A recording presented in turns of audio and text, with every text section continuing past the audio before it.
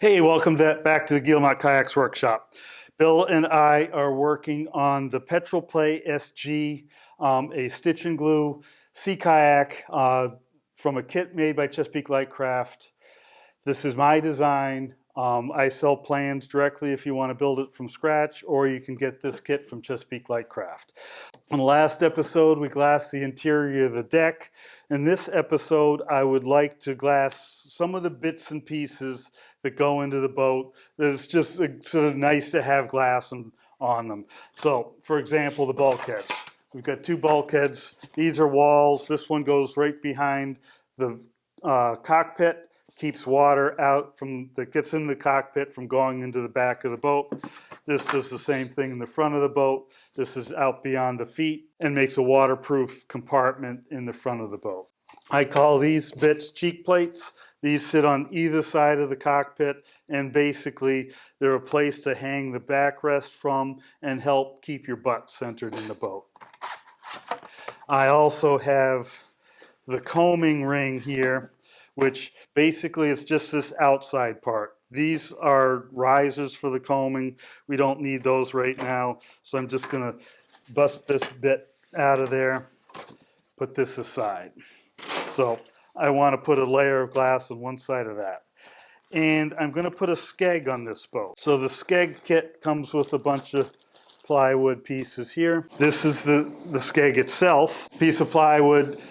We'll end up shaping this later and putting fiberglass on both sides, but I want to shape that, and we'll do that in a separate operation. The sides of the Skeg are two of these pieces, and then these are the spacers for the Skeg. So this creates a Skeg box that is a stack of those three spacers, these two sides, and then the Skeg fits inside of that. For what we're doing today, I just have these two pieces I want to put some fiberglass on. We want to put a layer of fiberglass down over everything. If we can get some of these pieces sort of nested together, we might be able to use one piece of fiberglass for a large area, just like that. It should be enough to cover everything. This is longer than we need. I'm just going to slide it. So how hard can this be? Well, you got to do both sides, right? Eventually we've got to do both sides. We're just going to do one side at a time. One at a time. Yep. Okay. So that makes it a lot easier, doesn't it? Yeah. The one thing I do want to have happen, the Skeg box sides here have this hole in it. I'd like to fill that hole with epoxy. So I want to put some tape over one side, and that way the epoxy won't run through. Do the same thing on the other piece. Burnish that down pretty well so it doesn't leak through. Now, amazing as it may seem, we're just going to put some epoxy to wet out that glass. I'll mix up a little bit of thickened epoxy to fill up these holes in the Skeg box. So I'll make a small batch of thickened epoxy to do that, and then we'll wet out the rest of it. All right, I have mixed up a small batch of epoxy here. This is the cellofill. This is another thickener like the wood flour, so this just thickens up the epoxy a little bit. The reason I'm filling that hole, this metal rod here that goes through the center of that hole, and these holes here are also going to be filled, so this axle is going to go through that hole, and it just makes it so it's not wood bearing directly on metal. It's wood on the epoxy. The epoxy can manage the load of wearing against the metal better than the wood can by itself. That's often my process. If I'm going to put a metal fastener into the wood, I will drill it oversize and then fill it with epoxy and then drill it to the right size. It also serves to seal the end grain of the wood so water does not flow into the end grain. So we're going to take this piece and just pour some epoxy into that hole. I'm going to pour a little bit excess and then sand it off later. But that will soak into the end grain of the wood, making a really strong bond there. And we'll do the same on these pieces. And the glass can go right down over the top of that while it's still wet. Now we just want to mix up a small batch of epoxy and we'll wet this out. All right, so we've mixed up standard batch of epoxy just like normal. And we have some brushes. We'll just, again, the same process. We don't need to wet the whole thing out. We just want to get some epoxy onto the surfaces we're going to wet out and then squeegee that around. Give it a moment to soak in, and if we need more, we can add more. But we're just going to do the whole surface of everything.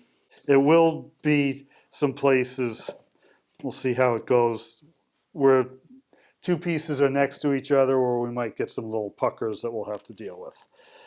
So again, see with the brush, I'm not trying to spread it around with the brush so much as just get it on there. Yeah, the downside of having a bunch of pieces stacked together like this is sometimes they disagree on where things ought to be. You do want to make sure they're not overlapping. And then I'm just going to make a cut between the two pieces. That way they can lay down on their respective places and not have a problem. Yeah, again, if things want to stick up between pieces, just make a cut. That way they can go where they need to be. Here's an excellent example.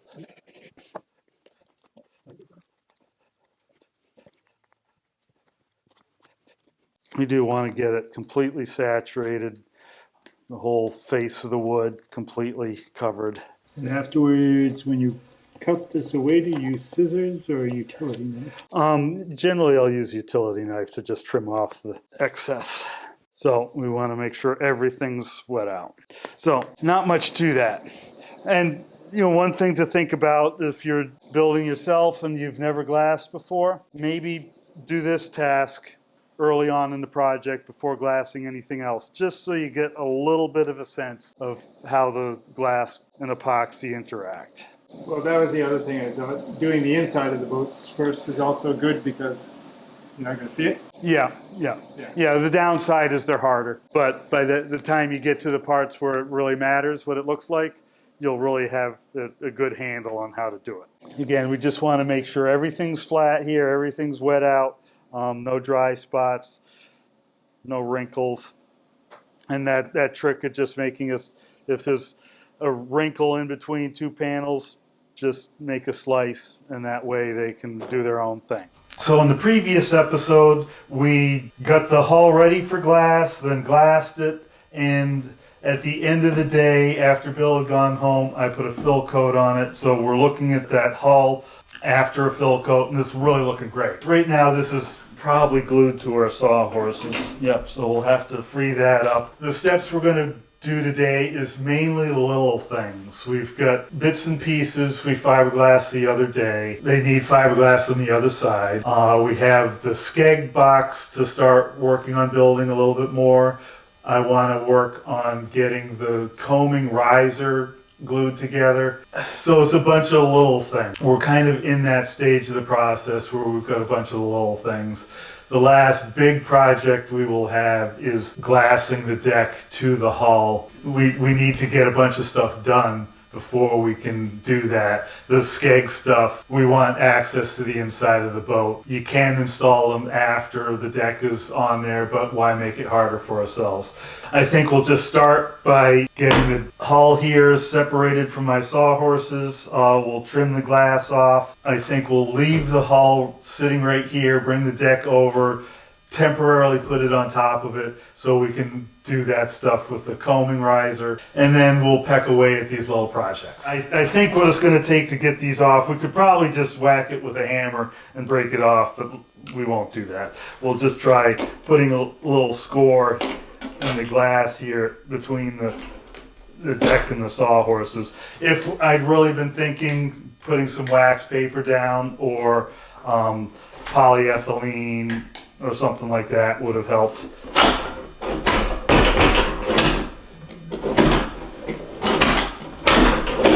You want to get it cut through the glass. Right. Alright, so let's just flip it over. So I just have some mini cell V blocks that put underneath to hold it. And now we want to trim this top edge of glass off. So again, this can be quite close to the edge of the wood. It's going to be a little bit tougher now because we put the fill coat on there.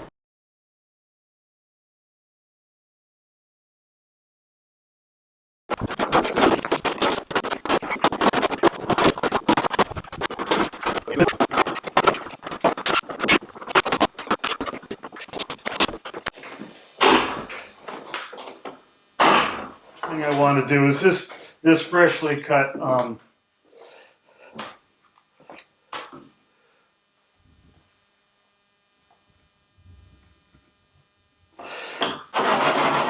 can be a wise maneuver.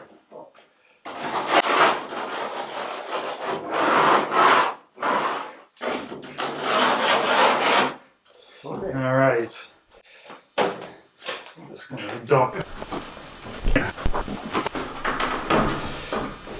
There it is. Something like that. There's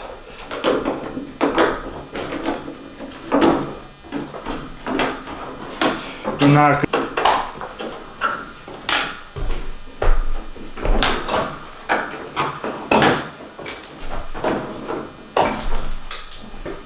down too much. I'm going to take just a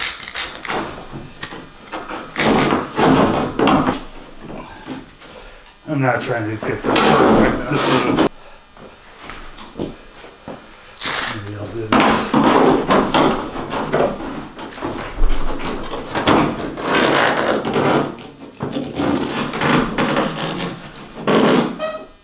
So after all the struggle of putting this front recess in, remember back when we had cracked this joint right here a little bit. You know, there's a little bit of a bump right there, but really the whole thing looks good. It's nice and flush in there. The joints are tight all the way around. That came out pretty nice. So the next thing we're going to work on, the coaming is going to go in here. We have all these pieces. These are the coaming riser pieces. So there's 4 different variations on these, and of each variations there's 4 copies. So here we have a fairly straight one. Here's 4 with a little bit of a hook on it. Here's 3 with a big hook on it. Here's 4 with a moderate hook plus 1 with the big hook. We just want to cut each of these out. There's got the little tabs on there. We could probably either just use a utility knife and cut it out, or those diagonal cutters that we were just using to cut the wires.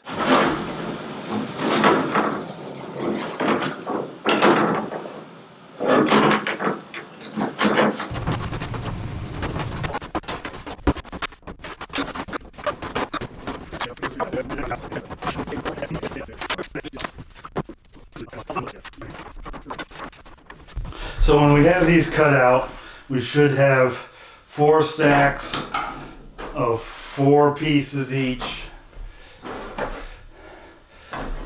set being a little bit different. Theoretically, we could just take each stack of 4 and stick them down like this, try and figure out how they go together. If you look at the ends of these, they're cut at different angles, so you can use that as a guide to if it's right. See, that looks like it's the right length, but obviously the angle doesn't come together good. Look at that angle. Does that match that angle? Right there. Pretty good match there. So that would probably go something in like that. Likewise, this goes in here. And then the last set goes back here. So this is generally how they want to go together. But the problem with this is all the joints line up. This piece here, if we glued these 4 together and these 4 together, they wouldn't be very strong glued to each other. It's just a simple butt joint. What I want to do is essentially do it like bricks. So this joint is over here, and back joints over here, Okay. and alternate. So if we take the first set, So it'll be a lamination when you're done. yeah, we're going to laminate them all together. But this set will go here, this one will go here, more or less, and then the next set will flip over. So this will go like that, this will go like that, and having a flat space to lay these out is good. Let's start with one complete layer, and then the next one's oriented the other direction.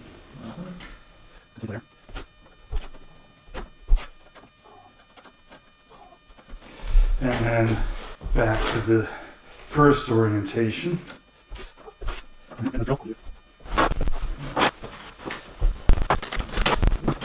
So we are going to glue all these pieces up right in place on the deck here. That way any curvature that this deck might have in this area gets glued into the system. But we don't want to glue these pieces to the deck right now. The interior surface of this is going to be a little bit rough. You know, the edges are going to be a little bit rough. So if we do this glue up right now, then take it off, we can easily sand that edge with a hand sanding block or just on a power tool, and it gives us the opportunity to get it nice and clean. We could do this operation over in the other pile. There's a coaming lip where you'd hook a spray skirt on. That's the top of this stack. Mm-hmm. We could lay this whole stack up on the deck after it's been glassed and do it all in one operation. It's a lot quicker, but it's hard to get it neat and clean. Okay. So by doing this in a bunch of operations, it'll take a little bit longer. It's a lot of watching epoxy dry. We'll be able to clean things up a bit. The final results aren't better one way or the other. Time-wise. Yeah, it's a time thing versus cleanliness thing. So in order to glue this stack up in place without it becoming a permanent part of the boat yet, I'm just putting down some packing tape on the surface where they're going to get glued. Will keep us from making a mess of the deck.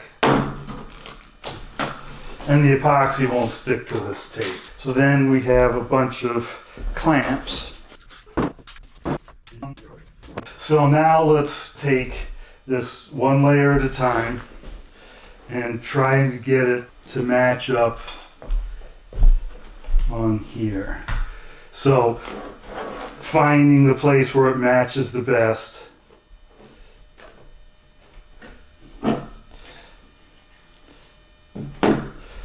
Get one layer on, and if we need to adjust this first layer to get everything to line up well, we can do that. So let's throw some clamps on them. We want nice tight joints in between each piece here. You don't want any gaps. So this is just kind of practice for when we get it all goobered up, and we can put some marks on the tape to just help us line things up. So we're all, it doesn't matter now that we're off center?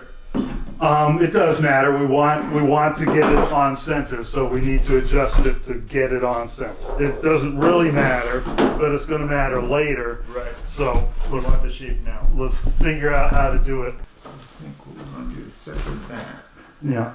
and then we can adjust the others to make it work. Yeah. And this. A bit of futzing about it. Yeah. It's going to be major futzing involved.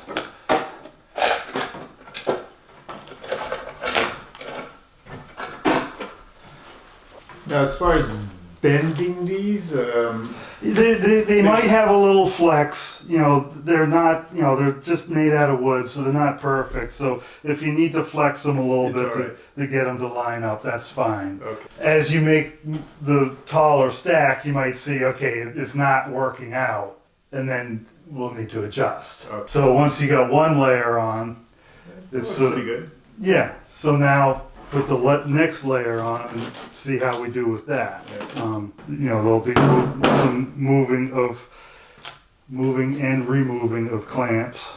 This end joint ended up right sort of at the base of the thigh brace there. Did it do so on the, the layer below? Was that in the same place?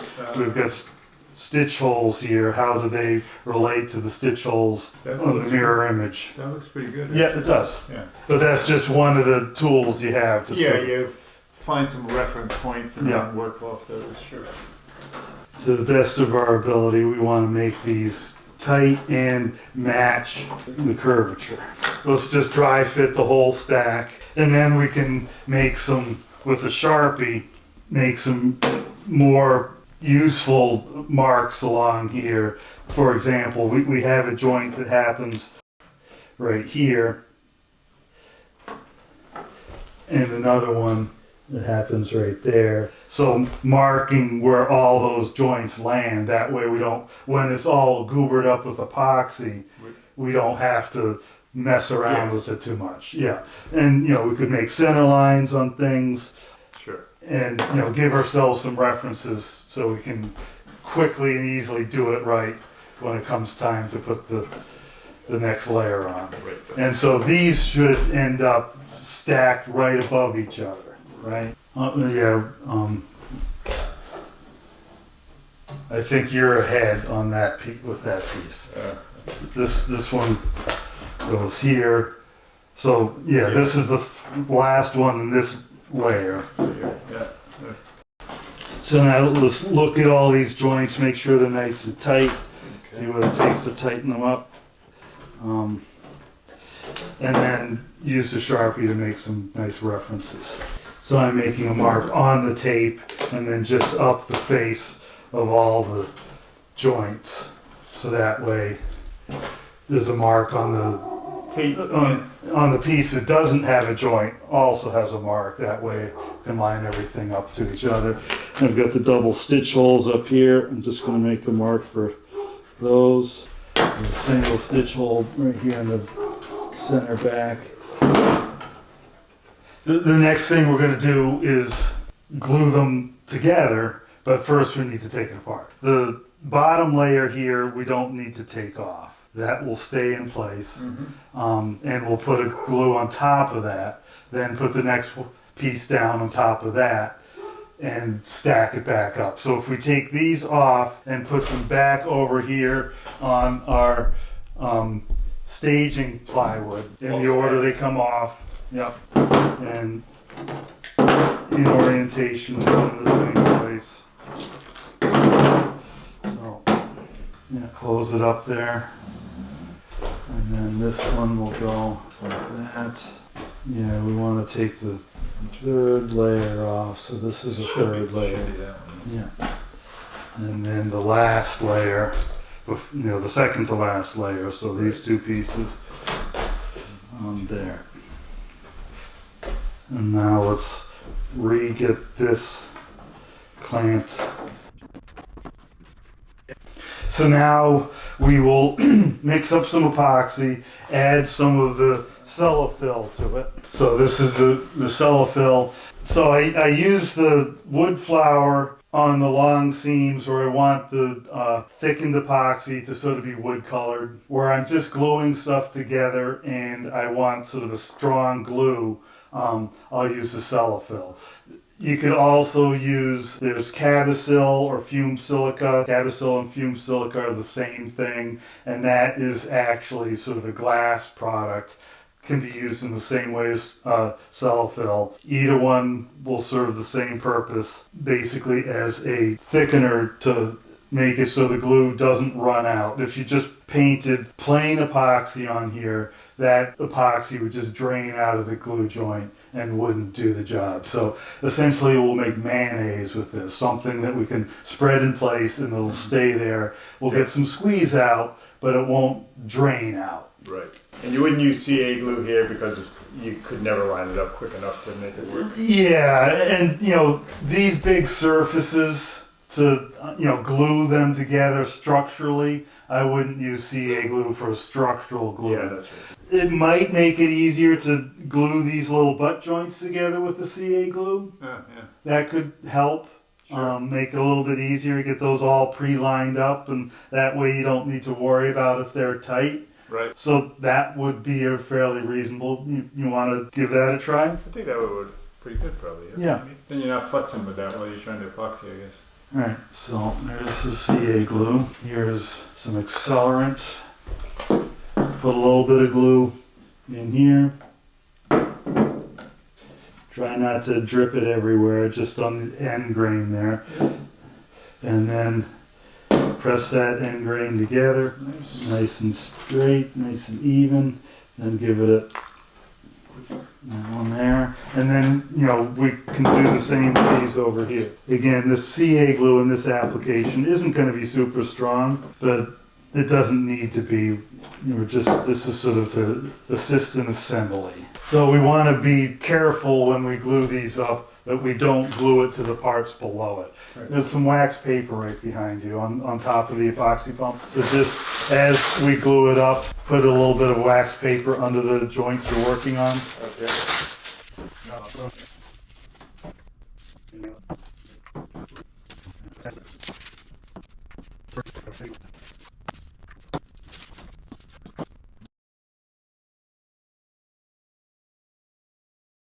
Why don't you mix up like a 2-pump batch? Yeah, so this white powder, we don't want it quite as thick as the wood flour mix we used to make. We want it spreadable, but still has the ability to run a little bit. So this is still probably too thin. It's a little bit drippy there. So I'll add another spoon. All right, so this still flows, but it's not going to just run out. It's got some ability to stay in place. Got some acid brushes here. We're just going to spread a layer of this on top of that surface of those rings. So we want this thick enough on here that it will squeeze out a little bit, and we want to keep from making a mess of the deck. So we'd probably be better off here, so we're not dripping on the deck. Full coverage on the wood, so it's no dry spots. Just gonna move this clamp to the sticky spot, just so it doesn't shift around too much. Full disclosure, I am a sloppy painter. Yeah, I'm not a neat painter either. Yeah, so you want it shiny. You don't want the surface dry, because it's gotta be enough to fill in any gaps. So this is looking fairly dry over there. So get enough on there that it's noticeably wet, a little bit shiny, and it will be stronger if we get some squeeze out. If there's no squeeze out, that means it's probably a little starved. Obviously, we want to minimize the squeeze out so it doesn't make a mess, but there's a happy medium there. All right, and when we got that looking like there's something on everything, we will take the next layer, line up our marks, transfer the clamp. Everything seemed to line up there. All right, now butter this layer up. We don't need to clamp everything because the clamps are going to be in the way for applying the glue, but we do want to make sure things can line up and get where they need to be. I tend to not be all that careful when I'm applying glue. Trying to get a perfect application of glue that looks perfect is not the point. We want enough glue on there that it'll glue everything together. Right. Making it look pretty at this point, while there's no harm in that, if it slows you down from getting the glue on, then you may have bigger problems later. All right, that looked like you got glue everywhere. All right, again, we will line up our marks here. Where are we at? We only need to. We're not putting any glue on this one. Oh yeah. This is the last layer of glue. So I think we, with some scraping there, I think we can probably make it. Line up our marks, and this time try to get it lined up with the edge here. the edge of the cockpit hole, Okay. and we're gonna start loading clamps onto it. And get everything nice, straight stacked as best to our ability. And this is one of those situations, there's no such thing as too many clamps. Just going and giving it a push to see if I see any more squeeze out when I do that. Yeah, we can use them here. All right, so now we've got some squeeze out all the way around this edge. We just take and brush that somewhat smooth. And, inspect things just to make sure things look lined up kind of nice. I suppose we might be able to reach inside here and smooth out the inner surface a little bit too. So this will be sanded after? It will all be sanded, yeah. This is sealing up the end grain of the plywood, making sure that, whatever epoxy we have squeezed out there, give it the opportunity to give us some benefit.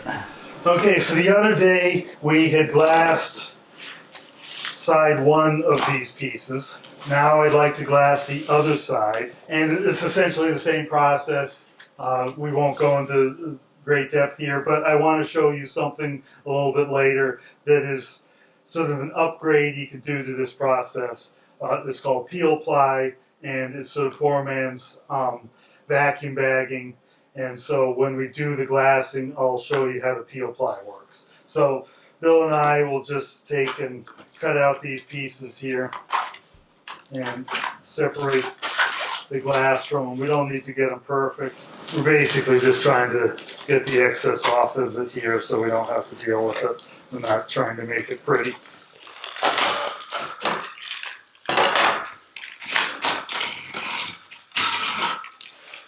Alright, all this stuff can throw away. And there's a little bit of places where the epoxy got the rosin paper over here. Alright, so we want to lay these out so we'll use the cloth efficiently. And then we have a scrap piece, we'll just cover it. Yeah, I don't mind sort of stacking up. We'll make this the underside of the coaming. If we have some extra layers on the other side, that's okay. Just trying to be conservative with the cloth. Is there enough hanging off of there to... I don't want to double up on this piece. Alrighty. Now we can mix up some epoxy and just wet those pieces out. Alright, so now it's just like we did before, wetting things out. So we're going to put peel ply on here so we can be a little bit more liberal than we normally would be with the epoxy. Again, we want to get everything wet out. We don't want so much that it drills under to the underside and makes a mess and gluing the rosin paper to our parts. Yeah.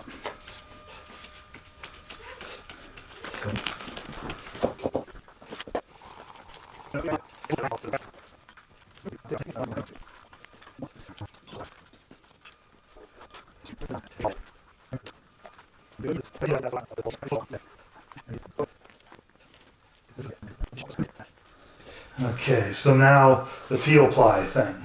So peel ply is essentially just nylon fabric that epoxy doesn't stick to nylon very well.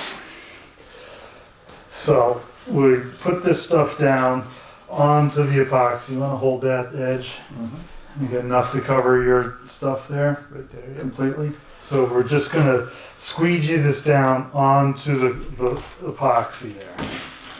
So you want it to look nice and wet on those parts. We don't care about between the parts. And so that's going to give that top layer of epoxy the texture of this cloth. Excess resin gets pushed through the peel ply, and when it hardens, we then peel it right off. So all the excess resin comes off with the peel ply. It's got a fine weave texture, which is perfect for bonding new stuff to without any sanding. And I've got spots here where it's not all the way yeah, down. well, Just drag see it a if you little. can squeegee it if there's any extras someplace else.